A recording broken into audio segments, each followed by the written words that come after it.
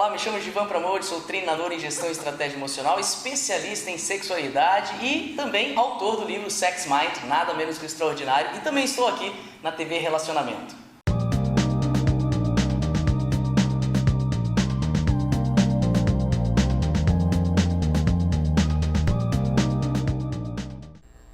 Olá, internautas, iniciamos mais um programa Gestão Executiva e hoje nós temos a oportunidade novamente de trocar ideias com uma pessoa fabulosa que tem assim uma carreira extraordinária e uma fonte de grandes conhecimentos. Professor Rogério Barrios, imensamente feliz em estar ao seu lado novamente. Obrigado, Kendi, pelo convite. Espero ser tudo isso que você está dizendo aí. Lógico, você é mais, com certeza. Eu fui modesto. Muito obrigado.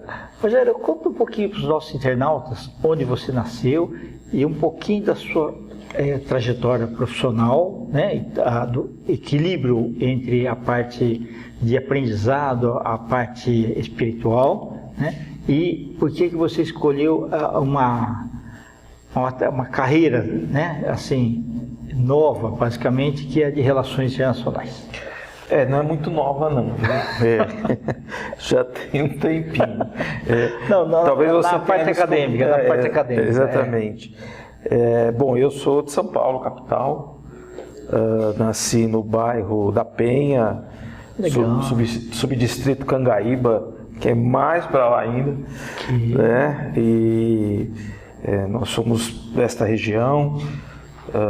Sou casado há 30 anos, minha esposa também eu conheci naquela região, na escola. Perfeito, que legal. Na escola estadual Penha. Naquele tempo era o Estadual da Penha, né? Estadual da Penha. Isso, muito famoso e com ótimos professores na ocasião. Ótimos professores na ocasião. Tinha até piscina lá, viu, Kendi? Eu não sabia isso, não. Chegar a ter piscina lá, enfim.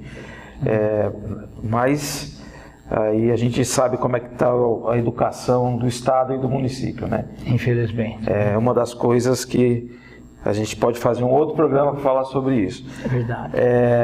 Dali eu fui servir aeronáutica, serviço militar da Polícia da Aeronáutica, e dali a gente começa a trabalhar, e com 23 anos eu vou fazer engenharia química na faculdade Oswaldo Cruz, que era forte também. Sim, perfeito. Faculdade Superior de Química, né, Oswaldo Cruz. Dali, no primeiro ano de faculdade eu já me lancei à docência. Fui dar aula de química, algumas aulas de física também para o ensino médio. Legal. E aí o amor pela educação me trouxe até o doutorado em educação. Que bacana. Então, dali, antes disso, ainda fazendo engenharia, eu trabalhava numa empresa que viajava a América Latina, uma empresa de confecção. E numa dessas viagens ao México, tive a honra de conhecer o ministro Sérgio Amaral. Ele era ministro do Fernando Henrique na época, né? E essa viagem de missões, a gente seguiu num grupo, eu representando a empresa, não era empresário, mas representando a empresa que eu trabalhava. E ali, quando voltei, fui fazer relações internacionais. Interessante, perfeito. Eu já estava ali com 27 anos de idade, 28, enfim, e fui fazer RI no Rio Branco, fiz relações internacionais, o meu mestrado foi no Mackenzie e o doutorado em educação na PUC. O mestrado foi em Ciências da Religião. Ok, interessante. E o doutorado na PUC. Então, hoje fui pró-reitor da Unisantana, onde a gente se conheceu, né? Exatamente. Fui pró-reitor ali, a gente cuidava de exatamente 89 cursos ali. Dali, como professor também, atuei ali professor e coordenador de cursos. E hoje estou como coordenador de Relações Internacionais da pós-graduação da Unileia, que é uma faculdade com capital português, que está aqui no Brasil. Tá, né? Interessante. Na verdade, é portuguesa com capital do Reino Unido. Né? Aí que é relações internacionais mesmo, aí que né? é RI, né? É verdade. E diretor acadêmico do INSB, também hoje atuo nessa área. Nas relações internacionais, hoje, eu não sei quando é que você vai ver esse vídeo, né, quem estiver assistindo, mas sim, hoje a gente está em meio, até para que a gente possa datar essa conversa, a gente está em meio a uma guerra entre Rússia e Ucrânia. Então, eu trabalho com integração regional europeia, e é um dos temas que eu ministro. Na próxima entrevista nós vamos tratar exclusivamente desse caso. Não vou entrar nisso não, mas só para falar o meu percurso. Tema atual mesmo, né? E na educação, no doutorado, eu trabalho com um sociólogo francês, já falecido, né? Mas trabalho na teoria dele, que é Pierre Bourdieu. Muito respeitado, Muito respeitado, né? Exato. Bourdieu. E Bourdieu no Brasil precisa ser muito mais explorado, né? Então, a minha tese de doutorado é focada numa revisão bibliográfica dos trabalhos de Bourdieu no Brasil. Interessante. Né? Então, tudo que a academia tem oferecido e entender. Nós estávamos um pouquinho antes da entrevista conversando, né? Sim. Com a turma de forma muito agradável aqui, e eu estava falando isso para eles. A gente estava falando sobre a educação, como a educação no Brasil hoje ela está deficitária. E uma das coisas que nós estávamos colocando, que eu estava colocando, é que o Brasil está confundindo escolarização com educação. Perfeito. Né? A educação, exatamente, ela está dentro de casa. E o Pierre Bourdieu falava isso. As crianças já vão para a escola com o capital cultural da educação que elas têm. Então, quando elas vão para a escola com o capital cultural das suas famílias deficitário ou deficitariamente acumulando este capital, a escolarização não vai corrigir isso. Não vai. Porque a escolarização vai te dar capacitação científica. Exato. Mas não educação. E principalmente é complicado porque às vezes os espelhos que ele tem na família não são bons. E não tem jeito. Você é o espelho daquilo que você é. Exato. Não tem jeito. A gente se pega às vezes fazendo coisas que os nossos pais fazem ou faziam. É só você parar para pensar um pouquinho. Sim. Eu, como pareço demais com meu pai, às vezes eu assusto, né? Porque eu olho no espelho, às vezes eu vejo ele. Mas assim, a gente é muito parecido. Tá. Se ele deixar a barba branca, ele não deixou, né? Mas a gente é muito parecido. Então, nós somos esse reflexo. Tudo aquilo que a gente vai acumulando vai tornando-se hábito. E o Bourdieu chama de hábitos, com U no final, que é o hábitos, isso passa a ser aquilo que eu vou achando que é a minha verdade, mas não é. É aquilo que eu fui aprendendo na minha infância, com os meus colegas depois na escola, na minha fase de crescimento. Esse hábitos fala, eu sou corintiano. Não é que você... E parece que você nasceu. Parece que você nasceu gostando de arroz com feijão. Parece que você nasceu gostando de alguma cor. Não. Isso é um hábitos que o capital cultural, a partir da sua família, foi introduzindo na gente. Exato. Né? Não, é interessante, né? Quando a gente pega. E a parte da espiritualidade? Conta um pouquinho. Espiritualidade. Eu sou cristão. Perfeito. Sou cristão. Mas eu não tenho uma identidade com uma religião específica hoje. Ok, tá. Né? Ela é universal, assim, no tocante assim, às leis do universo, né? E... Não da universal. Não, sem dúvida, não. De um modo assim, amplo, né? Amplitude, tá? Eu gosto muito do viés protestante, a partir das igrejas tradicionais, né? Tá. Mas eu confesso a você que aquilo que a gente vê hoje, as pessoas tentando fazer da religião, não só hoje como sempre, né? Esse mercantilismo, sim, essa comércio. troca com o divino, misturando profano e divino, sem respeito algum por aquilo que é o próprio Deus, isso me afasta demais de instituições, de lugares, né? Isso me faz realmente repensar o papel hoje do século XXI das pessoas em meio àquilo que elas estão entendendo o que é religião. A religião sempre existiu no mundo, né?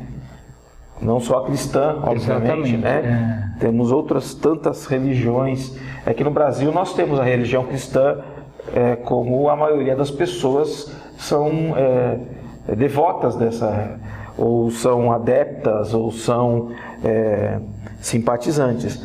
Mas o que está faltando, me parece, um respeito por aquilo que as pessoas tentam se endeusar para se tornar um sacerdote exclusivo, porque se aquela pessoa não existir, Deus não vai te ouvir, né? Então isso me fez realmente ter Deus. Eu acho que eu fiquei mais próximo de Deus quando a gente tira esse monte de coisa. Verdade. Uma vez numa palestra, Rogério, eu estava falando aqui, qualquer que seja, né, o que você acredita, o que vale é a tua fé. E até eu brinco com eles assim, eu falo assim, a minha fé é do tamanho de grão de mostarda. Isso significa o seguinte, que para eu realizar as coisas, eu penso que 99% depende de mim e 1% depende de Deus, né? E aí uma pessoa falou assim, qual das religiões que é boa? Eu falei, olha os dedos da sua mão, são iguais? Não, cada um é uma religião, só que todas se fecham em Deus. Tem que respeitar todas elas e você seguir aquilo que... Mas você tem que estar muito em paz com você, né? E praticar o melhor possível daquilo que a Bíblia prega. Não tenha dúvida. Eu não sei, viu, Kendi? Eu vou arriscar aqui. Eu acho que a Terra é um planeta de 0 a 10, 2,5, 3, porque é um planeta que, poxa, a gente vê tanta coisa aqui, né?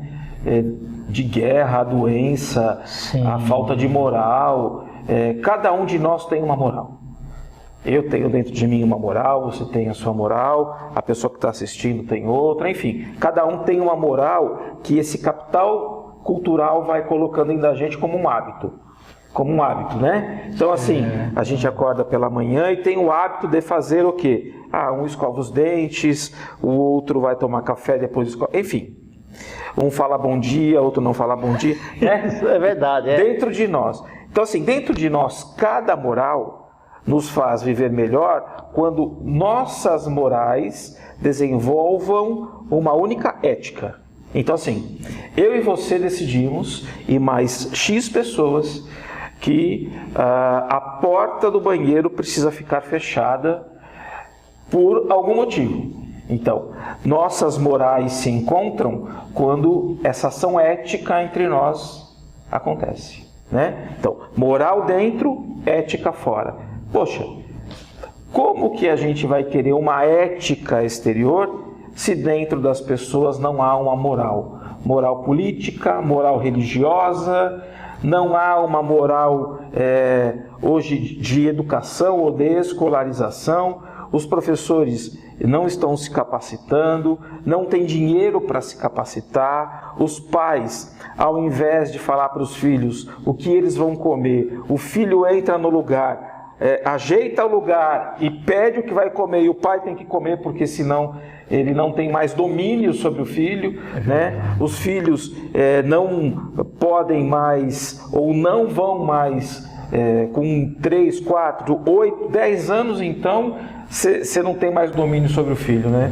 Na época da minha mãe, da dona Darcy, era só olhar pra gente. Exatamente. Minha mãe olhava de longe assim e a gente já sabia. Né? Então, por Você quê? seguir em frente, você parar. Como é que chamava a sua mãe? Desculpa. Dona Reiko. A Dona Reiko olhava 2 vezes? Não. Não? Era uma vez só, né? Certo. Era uma vez só. Então, assim, dentro de nós há uma moral porque os nossos pais colocaram, as nossas companhias, os nossos costumes foram colocados.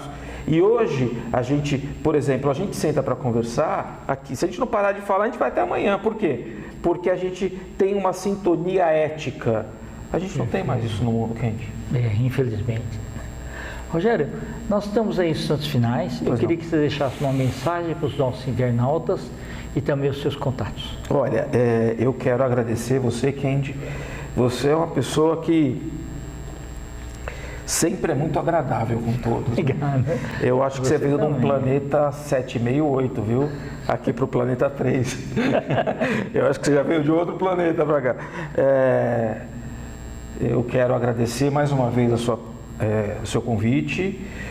A mensagem que eu gostaria de deixar é que nós precisamos ser melhor primeiro conosco, para depois a gente poder vender ser melhor.